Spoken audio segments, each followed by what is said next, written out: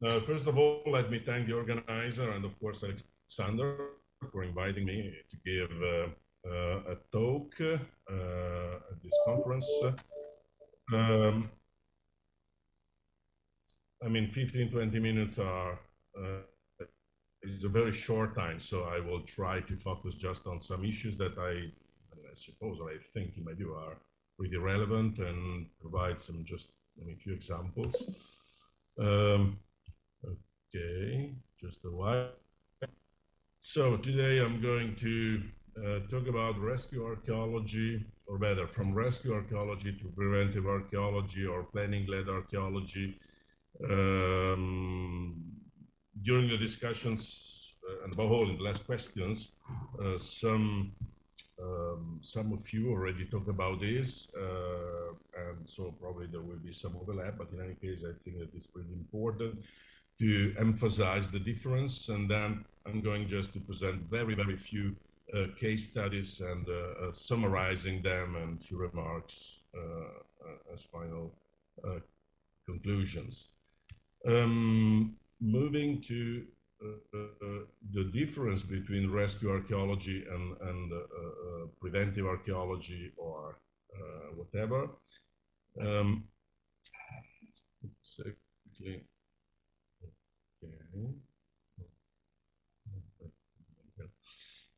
So let's say, as has been already said, rescue archaeology is survey or excavation carried out in areas revealed by construction. So it's something that, as has been said previously, it takes place after, or during, I would say, construction work. And is generally, connected with major construction, highway projects, and so on. Another typical peculiarity of RA is that must be undertaken at speed. So there is lots of pressure on archaeologists that are working to sites that are about to be destroyed. And this term, rescue archaeology or salvage archaeology, is, a practice that is largely restricted to Europe, North America, South America, and East Asia. Now, another very important point in my view is to emphasize that rescue archaeology, I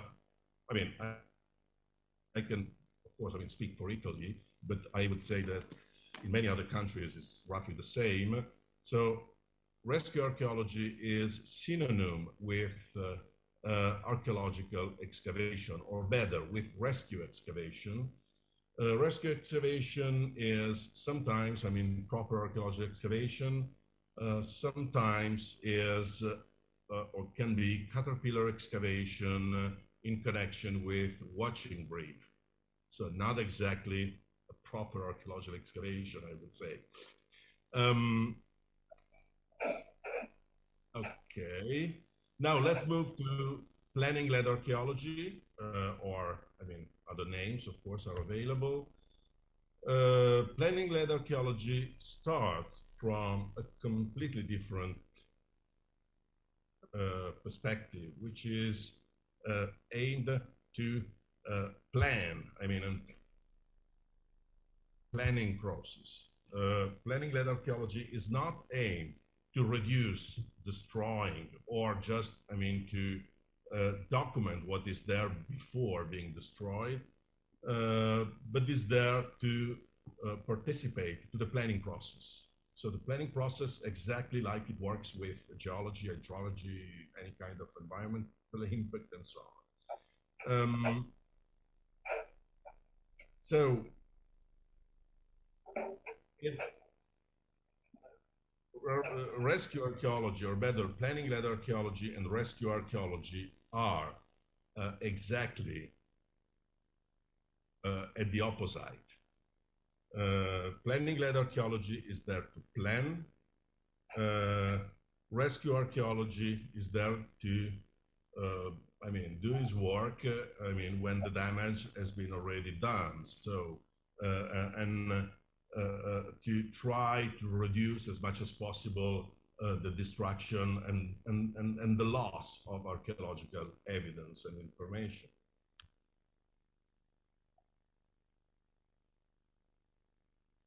I mean, the connection, the relationship, and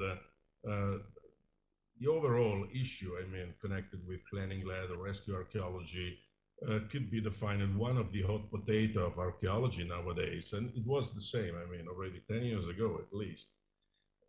I don't think that it is just, let's say, a technical or procedural problem. I think that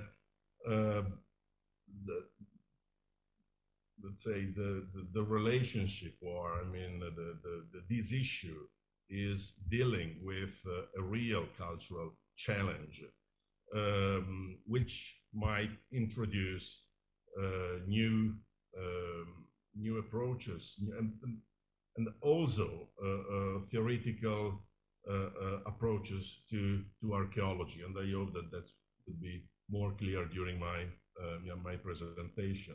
There is another very important point, is that I would say that almost everywhere in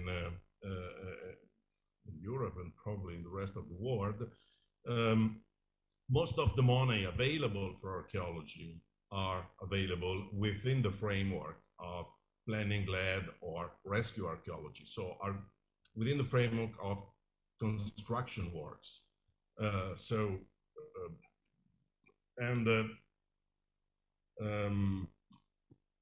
Yeah, and that's is from the one hand is definitely, I mean, a great opportunity, but from the other hand, there are, of course, some financial speculation, lobbies, large investors. So, I mean, is a pretty hard environment.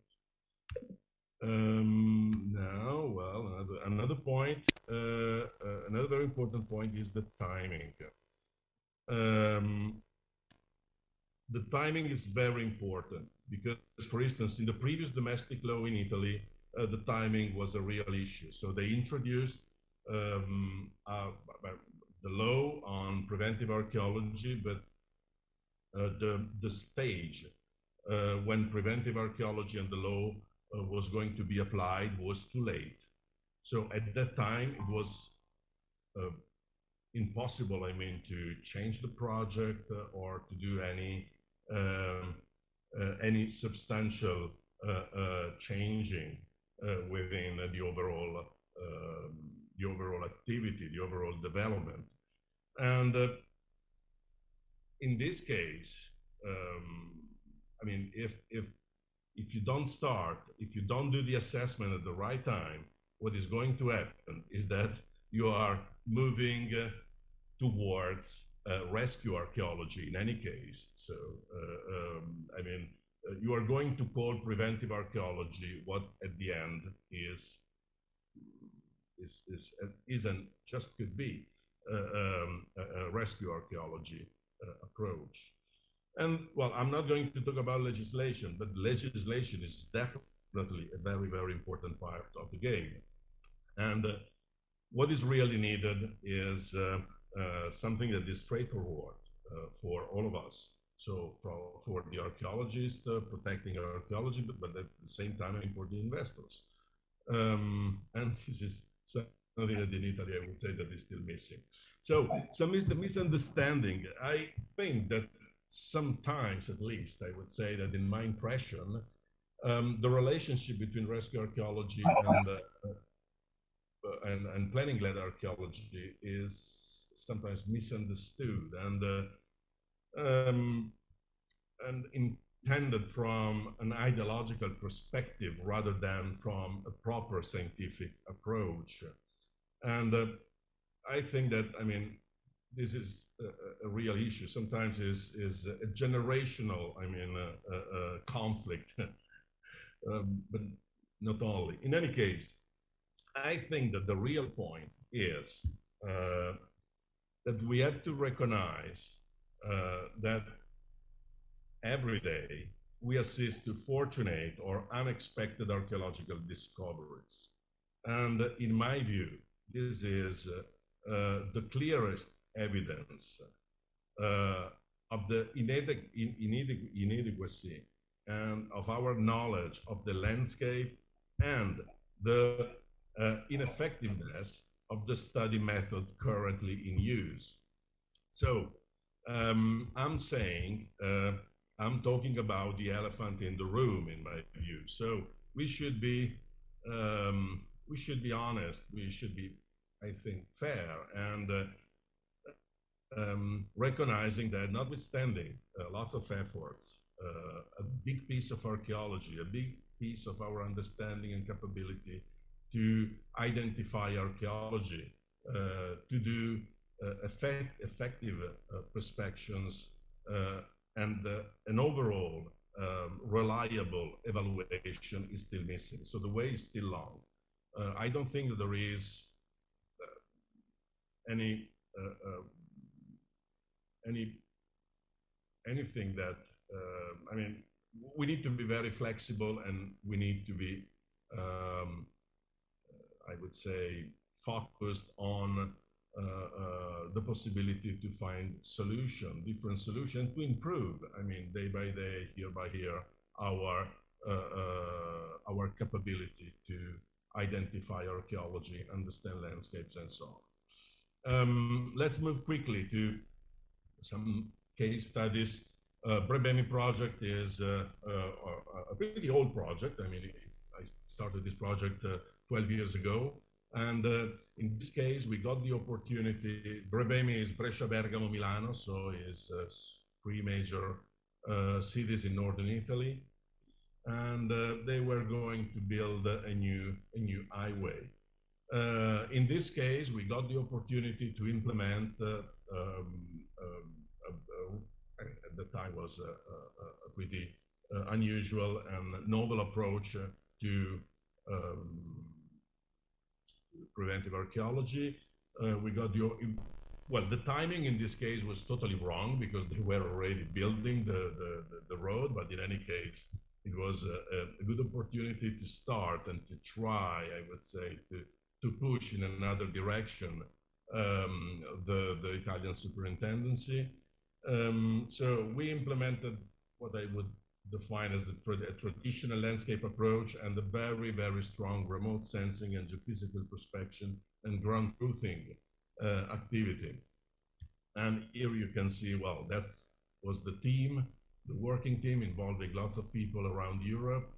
And we did aerial survey, we did LiDAR survey, we did magnetic and ERT prospection.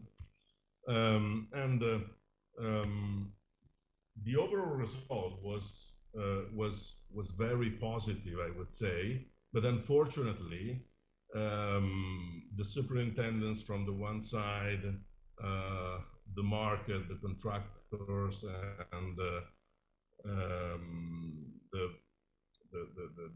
the archaeologists who were just used at that time to do watching brief and archaeological excavation were absolutely not ready, I mean, to move to a different paradigm.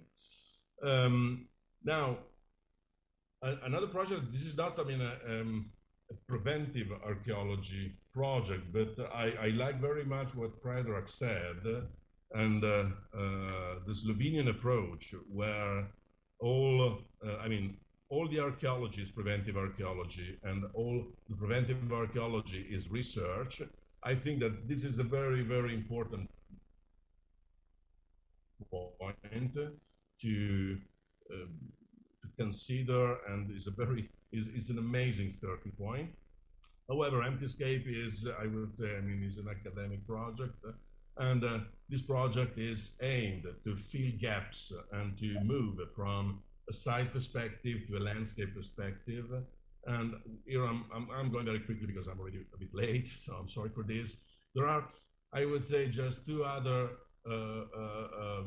experience like that. One of them is the Stone Age project, and the other one is the Yorkshire project. Both of them are in the UK, and I mean, the project is strongly based on very large scale and continuous magnetic mapping. There is not just magnetic mapping, because I mean we are doing also field walking survey. We are doing lots of activities integrating different methods, aerial survey, and so on. But I mean, here you see some of the results. The traditional, our traditional approach to landscape studies, based mainly on field walking survey and the remote sensing. So you see, I mean, how many gaps there are in our knowledge, and how it's possible, I mean, to fill those gaps by, drawing lines that are connected with settlements or interpreted as settlements, field boundaries, road system, and so on. Here you see another evidence. We are in Tuscany, in central Italy. We are next to a very important city, which is Roselle. And you see here, for instance, what we know is the yellow spots around what we knew, and the results of the remote sensing integrated approach. And in this case, for instance, it was really amazing, because we identify a road system, a funeral landscape with lots of round barrows, and here you can see some, the field situation and the evidence on the magnetic map. And again, I mean, what was missing in our area was that we did lots of magnetic survey, but the woodland area was totally unknown, and that's why we implemented just recently a drone LiDAR survey at the very, very high resolution, collecting up to 3 billion points, and that would help us, I mean, to identify evidence and fill gaps in our knowledge also in the woodland areas. And here, I mean, this is an overall, just to give an overall idea, still the red spots are the traditional approach, and the results that we achieved, as you can see, from 1977 up to 2006.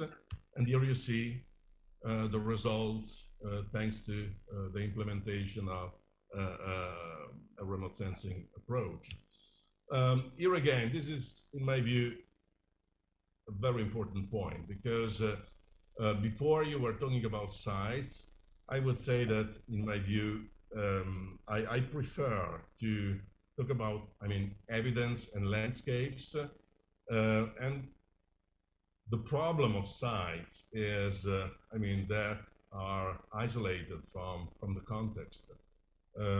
That we just have some spots, but above all, I think that there is the same problem within, let's say, the academic archaeology, but above all, in preventive archaeology, we don't have any evidence, we don't have any idea, we don't have any information of what is in between all those dots. And another thing that is very important, is that archaeologists generally are very attracted by dots. But if you switch your mind, you would realize that the emptiness is definitely prevailing in this picture. Another very important point is that when we get evidence like that, so when we get field boundaries, when we have the possibility to connect different pieces of landscape, is also possible to identify physical relationship. And physical relationship are the key, or possible physical relationship are the key to apply the Harris metrics and stratigraphic archaeology to the landscape, moving from the site, moving from the traditional excavation to the landscape. And that's what we did in this project, doing targeted excavation from the one end to map, but also to explore with a different method what was in the landscape. Well, here you can see some pictures, but I'm going straight because I'm already late, so I'm sorry for that. This was possible. This approach allow us to transfer the results from a piece of landscape to another, and to date and to associate meanings in a different way, in a much stronger way, based on the stratigraphic on stratigraphic archaeology. And this is a detail, but I mean, almost all those things has been already published. So at the end, I mean, I will give you some, I'm almost at the end, some information about this. So what I think, what I would, I mean, maybe it's a provocation, I don't know, but however, I think that a new paradigm for landscape survey has been established, not just, I mean, from our experience, but many other people. So as I show you the work in Yorkshire and the work in other areas of Europe as well as of the Mediterranean environment. What this experience show up is that at the end, I mean, the absence of evidence is very much the exception than the rule. So what does it mean? That I think that it means that we need to change our perspective. It's not a matter of absence or presence of archaeology. We need to start from the idea that archaeology is always, or most of the times is there, is our problem that we are not capable to identify some evidence of the past. So what we have to do is to improve our capability and not just, I mean, to say there is something, there is not something. I mean, this is not the point. And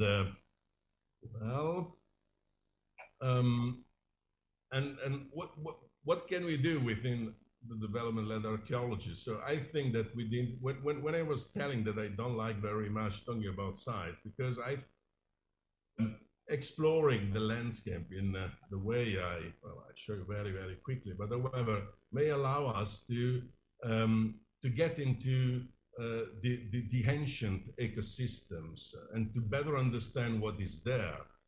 Understanding what is there, I think that we have much more possibility to make choices. So what we would like to preserve, to conserve, and what we would like to communicate, to disseminate to people. And that means being part of a planning decision, a planning process. Not just, I mean, preserving some sites as the animal at the zoo.